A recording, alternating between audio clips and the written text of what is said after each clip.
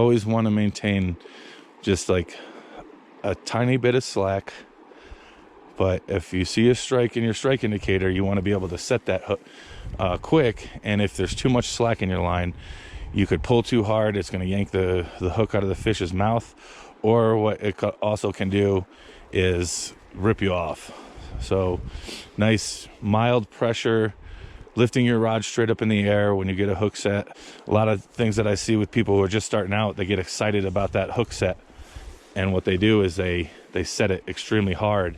And you got to get past that, because, you know, if you're in these very clear Colorado rivers, you're using light tippet, and that light tippet is fragile. So I'm using 5X right now, I think, and it's what I prefer because I could be a little bit more aggressive with a fish once they're on. A lot of people will fish 6X tippet, which is about 3 to 3.5 pounds of pressure, and that could break the line. So definitely keep that in mind. You know, after a couple fish have broken you off, you understand that you have to be very gentle with hook set, and also, you know, having drag appropriately set up so that if the fish needs to run, you want that fish on your reel.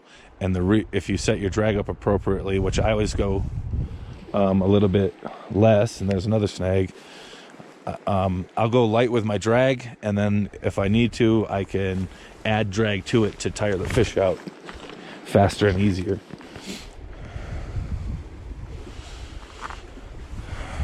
So enough talking. We're going to see if I can't produce some fish after all this instructional talk. Put my money where my mouth is.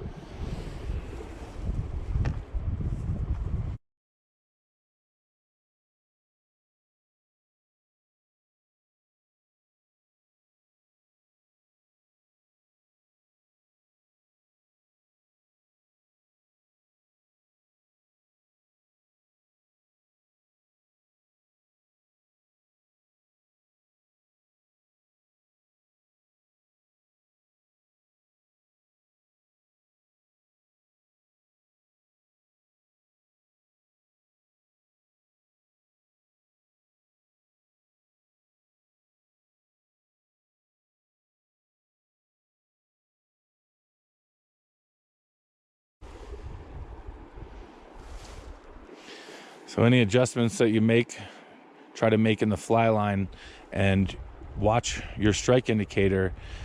What you want to do is try to make adjustments through line mend without affecting the strike indicator.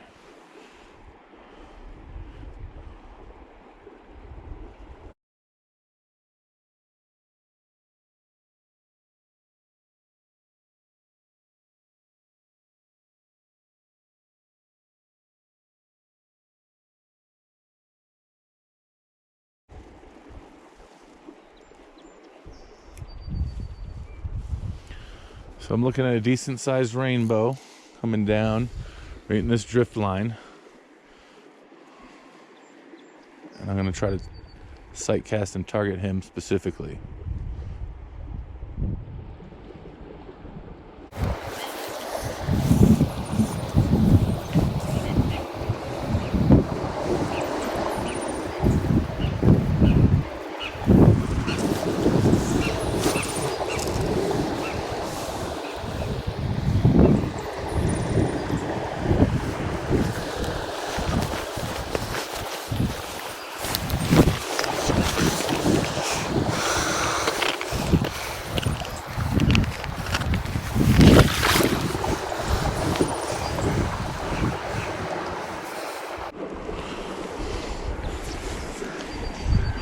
So with the varying stream flows right here, I've just gotten a little closer so that I can use the length of my pole to cut out having to match drift across 2 different speeds of water.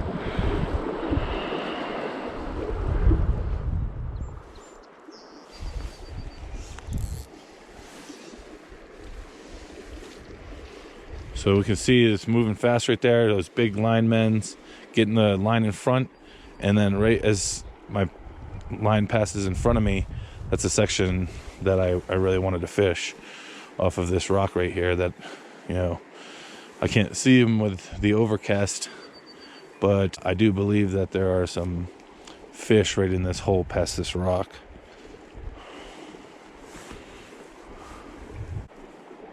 Also, a rule of thumb that I use is if you can be stealthy and you can sneak up on fish hanging out in really slow moving water, that's going to be your best bet to try to hook up with them, because if they see you, chances are they're not going to be interested. But faster moving water, the fish have not as long of a chance to look at the food, so and they're probably in feeding lanes if they're in faster currents, so you're more likely to be able to use, stronger tippet,